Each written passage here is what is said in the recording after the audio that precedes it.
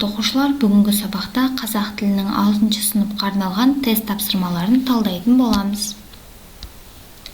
Бірінші сұрақ: екі бағанаға белгілі бір тәртіп бойынша сөздер жазылған. Көп нүктелердің орнына сәйкес келетін нұсқаны белгілеңіз. Яғни, егерде қарайтын болсақ, екі бағанаға сөздер жазылған. Осы сөздерге сәйкес келетін, яғни көп нүктенің орнына сәйкес келетін нұсқаны белгілеу керек. Бүгін ол зат есім дейді, ал ертең дегенде бізде үстеу шылау одағай деп беріп тұр. Жоқ, бұл қате. Бүгін біресе мынау ақыл, бұлар үстеу дейді. Ертең кейде біз кітап, бұларды шылау деп жатыр. Дұрыс. Үшіншісі: бүгін, біресе мынау ақыл, есімдік, екіншісін еліктеу сөз, үшіншісін үстеу, төртіншісін шылау деп жатыр. Қате пікір. Сын есім, үстеу, есімдік, шылау. Қате. Сын есім, еліктеу сөз, есімдік, шылау. Бұл да қате. Сәйкес келіп тұрған ақпарат сын нұсқасы. Екі мағынасы сөздің қосарлануынан жасалған қос сөзді тап. Екі мағынасы сөз. Бірінші нұсқа: анда-санда. Анда деген сөздің мағынасы жоқ, санда деген сөздің де мағынасы жоқ.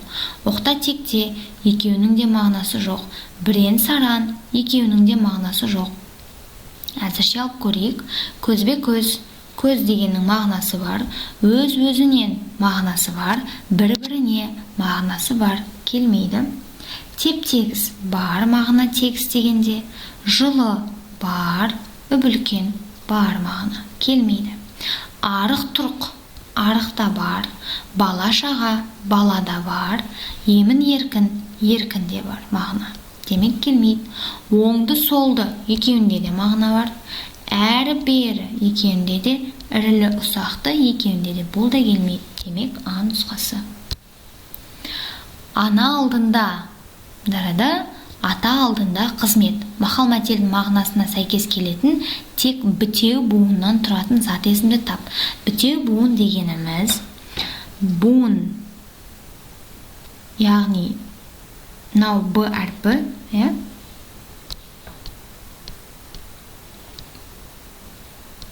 былай жазып көрсетейін. Бітеу дегеніміз дауыссыздан әріптен басталып, дауыссыз әріпке бітетін буын түрі бітеу деп аталады. Буынның үш түрі бар: ашық, бітеу, тұйық. Бітеу дегеніміз дауыссыздан басталып, дауыссызға бітеді. Енді сізге мақалдың мағынасына сәйкес бітеу буыннан тұратын зат есімді табу керек. Сыпайылық, қараңыз, буынға бөлейік. Сыпайылық. Тек соңғы лық буыны ғана дауыссыздан басталып, дауыссызға бітіп тұр. Қалғанның бәрі ашық буын. Келмейді. Ақыл, ақыл. Ақыл дегендегі мына аңыз сіздің тұйық буын болып кетті. Тек қыл дегеніңіз ғана сіздің бітеу буын. Бұл да келмейді. Сәлем. Мұнда да тек қана лем бітеу буын, сә дегеніңіз ашық буын. Құрмет. Қараңыз, құрмет. Екеуі де бітеу буын. Дауыссыздан бітіп, дауыссыздан басталып, дауыссызға бітіп тұр. Мәртебе, мәртебе. Мұнда бір ғана бітеу буын, қалғаны ашық буын. Демек, варианттардың сәйкес келетіні тек Д нұсқа. Үшінші сұрақ: сингармонизм заңына бағынбайтын қосымша жалғанған сөздерді тап. Сингармонизм дегеніміз сөздегі дауысты дыбыстардың біркелкі жуан немесе біркелкі жіңішке айтылуы сингармонизм заңы деп аталады.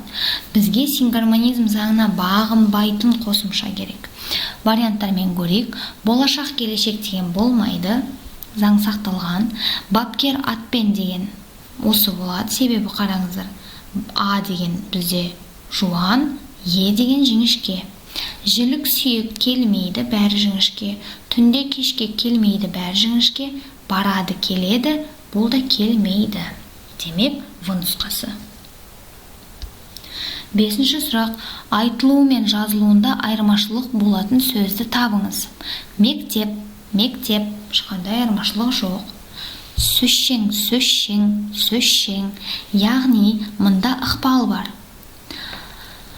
Ш әріпі өзінің алдында тұрған зыға әсер етіп, ілгерінді ықпал жасап, өзінің алдында тұрған әріпті өзіне ұқсатып алады. Яғни, сөз шең деп жазылады, айтылған кезде сөз шең деп айтылады. Демек, өзгеріс бар. Қамал, жоқ. Тыныштық, тыныштық, жоқ. Балапан, балапан, жоқ. Демек, В нұсқасы. 6-ші сұрақ. Бастауыш қызметінде тұрған сан есімді тап. Бастауыш кім, не деген сұраққа жауап береді. Мұғалім дәптерді 5-5-тен үлестірді. Не істеді? Үлестірді. Нені дәптерді? Қаншадан? 5-5-тен. Келмейді. 6 3-ке қалдықсыз бөлінеді. Не істейді? Бөлінеді. Не? 6. Неге? 3-ке. Демек, В нұсқасында бар. Биыл молшылық болады. Мұнда сан есім жоқ. Мен 14-темін. Нешедемін? 14-темін. Келмейді. Ақыл мен мыңды, ақырумен бірді көндіресің. Кімді? Мыңды, кімді? Бірді. Келмейді. Демек, В нұсқасы. Жалғаулық шылау қатысқан сөйлемді анықтаңыз. Жалғаулық шылау дегеніміз сөз бен сөзді байланыстыратын шылаулар. Түске дейін 100-ге жуық хат жібердік. Шылау жоқ.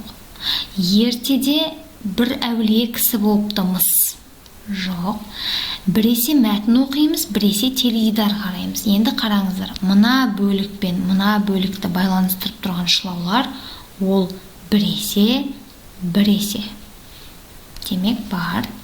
Табиғат адамға бәрін береді, шылау жоқ. Сен түгіл мен де 5 алған емеспін. Дұрыс емес. Демек, С нұсқасы. Келесі 8-ші сұрақ. Мәтінді мұқият оқып, төмендегі сұрақтарға жауап беріңіз. Әкем, анам, мен және қарындасым шілде айында атамызды көру үшін ауылға автобуспен барғанбыз. Жолда әбден шөлдедік. Өзімізбен бірге алған суымыз да ысып кетті. Бір кезде автобус жолдағы дүкенге келіп тоқтады. Әкем дүкеннен салқын су сатып алды да алдымен бәрімізге құйып берді. Сонан соң өзі ішті. Асты сызылған сөзге қандай қосымша жалғанатынын анықтаңыз. Барғанбыз деген сөз. Енді қандай қосымша жалғанады? Көмектес септігінің жалғауы көпше түрде берілген. Жоқ, көмектес септігінің жалғауы мен, бен, пен. Келмейді. Тәуелдік жалғау деген менің. Бірінші жақ көпше дейді. Демек, біздің барғанбыз.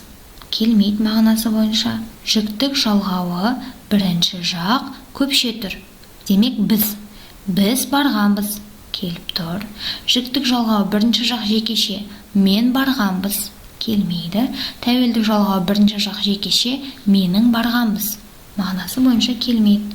Демек, С. Келесі, мәтінге сай келмейтін қатар үлкендердің қал жағдайын біліп отыру керек. Бар. Жолға жалғыз шықпау керек. Сай келеді. Жолға шыққанда қажетті заттарды алу керек. Өзіңде емес, алдымен өзгені ойлау керек. Иә. Суды салқын күйде емес, жылытып ішу керек. Ақпарат берілмеген. Демек, Е нұсқасы. Соңғы сұрақ, тәрбие тұрғысынан мәтінге ең лайықты тақырыпты қойыңыз. Жолдағы су, жоқ. Әкемнің өнегесі, мүмкін. Салқын судың қадірі, жоқ. Атамның ауылына бара жатқанда, жоқ. Отбасымен жол жүрудің қызығы, жоқ. Басты мағынасы тақырыбы әкемнің өнегесі. В нұсқасы. Осымен біздің 6-шы сыныпқа арналған қазақ тілінен тест талдау жұмыстары аяқталды. Назарларыңызға үлкен рахмет.